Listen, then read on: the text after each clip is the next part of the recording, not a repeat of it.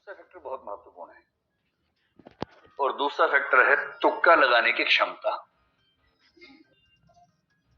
इसमें हंसी आती है पर दरअसल ये बड़ी गंभीर बात है। हंसी आपको तुक्का शब्द से आ रही है। दरअसल मैं बताना चाह रहा हूं कि तुक्का बहुत वैज्ञानिक वस्तु है। तुक्का बहुत यादृच्छिक या आर्बिट्रेरी मामला नहीं, बहुत वैज्ञानिक चीज है। चलिए हम समझने का प्रयास करें। जैसे जनरल कैटेगरी में मान लीजिए कि आप एग्जाम दे रहे हैं और आपको 110 या 112 मान लेते हैं, 56 प्रश्न आपके ठीक होने चाहिए। आपका स्कोर 112 हुआ और आप प्रीलिम्स में क्वालिफाई हो गए। ठीक है, अब 56 प्रश्न आपके सही हैं, इसका मतलब है नेगेटिव मार्किंग हटाने के बाद इतने सही हैं। जो यूपीएससी का नेगेटिव मार्किंग का तरीका है वो बड़ा ही सिस्टमैटिक तरीका है। नेगेटिव मार्किंग का मेथड संक्षेप में समझ लें, बहुत वैज्ञानिक है। उसका फायदा क्या है, नुकसान क्या है, दोनों बातें स्पष्ट होनी चाहिए। मेरी जनरल सलाह ये है कि तुक्का जम के लगाइएगा परीक्षा में, लेकिन उस सलाह पे आने से पहले वजह समझाना चाह रहा हूं आपको।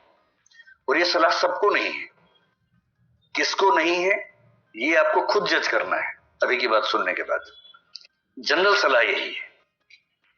लेकिन नेगेटिव मार्किंग का यूपीएससी का बड़ा सरल सा नियम है कि अगर आपका एक प्रश्न सही हुआ तो उसमें 2 नंबर मिलेंगे, और यदि आपका एक प्रश्न गलत हुआ तो उसमें सही होने पर मिलने वाले अंकों का 1/3 कट जाएगा, तो 2/3 आपका माइनस हो जाएगा। 2/3 का सरल सा मतलब क्या हुआ, कितना हो जाएगा, 0.66 नंबर आपके कट जाएंगे। अब इस तरह से बात समझना मुश्किल लगता है, इसको हम सरल भाषा में समझते हैं। मान लीजिए कि आपने पेपर देखा, उसमें प्रश्न क्रमांक 1, 2, 3 और 4, आपको चारों का अता पता ही नहीं है बिल्कुल भी। आपको ये भी नहीं समझ में आ रहा कि ये वही पेपर है जो मैं देने आया था, कोई और पेपर है, समझ नहीं आ रहा, कुछ भी नहीं पता आपको उसके बारे में। ऐसे 4 प्रश्न हैं। यूपीएससी ये नहीं चाह रही कि तुक्का मारने वालों को नुकसान हो। कहीं कहीं नेगेटिव मार्किंग का पर्पस क्या होता है कि तुक्का लगाने वालों को नुकसान होना चाहिए। यूपीएससी केवल ये चाहती है कि तुक्का लगाने वाले को फायदा ना हो। मैं उम्मीद करूं कि आप दोनों का अंतर समझ पा रहे हैं। तुक्का लगाने वाले को नुकसान हो ये मंशा नहीं है, तुक्का लगाने वाले को फायदा ना हो मंशा ये है। कैसे ये मंशा है, सिंपल प्रोबेबिलिटी है कि चारों प्रश्नों में 4-4 ऑप्शंस हैं और आपको एक भी नहीं आता है। आपने पहले प्रश्न में 4 में से रैंडमली कोई भी लगा दिया, सही होने की संभावना कितनी है, 1/4 है। आपने चारों प्रश्नों में तुक्का लगाया, सही होने की संभावना कितनी है, 1/4 है। सिंपल लॉ ऑफ प्रोबेबिलिटी कहता है कि आपका एक ठीक होगा, 3 गलत होंगे। एक ठीक होने से 2 नंबर मिलेगा, 3 गलत होने से 2 नंबर कटेंगे, और इसका मतलब है कि आप 0 के 0 हैं। अगर आपने 4 प्रश्नों में तुक्के लगाए तो स्कोर आपका 0 ही रह जाएगा। इसलिए इन्होंने जो नेगेटिव मार्किंग की कसौटी रखी है कि 3 गलत प्रश्नों पर उतने ही नंबर कटेंगे जितना एक सही होने पर कटते हैं, इसके पीछे का आर्गुमेंट ये है। इससे सरल सा निष्कर्ष है कि तुक्का लगाने से फायदा हो ना हो, नुकसान तो नहीं होता है।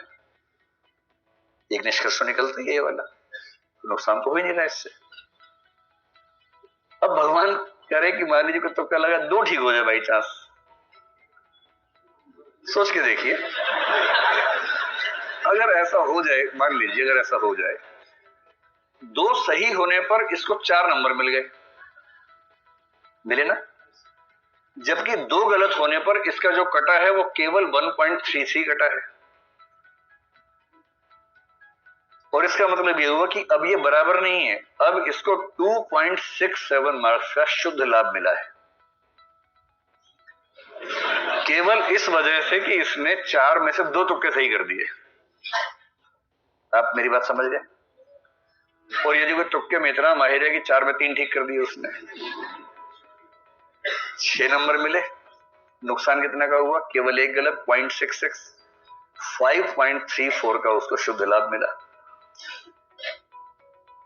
और असली बात यह है कि अगर आपको प्रीलिम्स क्वालिफाई करने के लिए 56 प्रश्न करने हैं, मेरी समझ में यूपीएससी देने वाले 5 लाख लोगों में से मैक्सिमम 5 ऐसे होंगे, या बहुत मानूंगा तो मान लूंगा 20-30 ऐसे, जो बिना कोई प्रश्न गलत किए 56 ठीक कर सकते होंगे।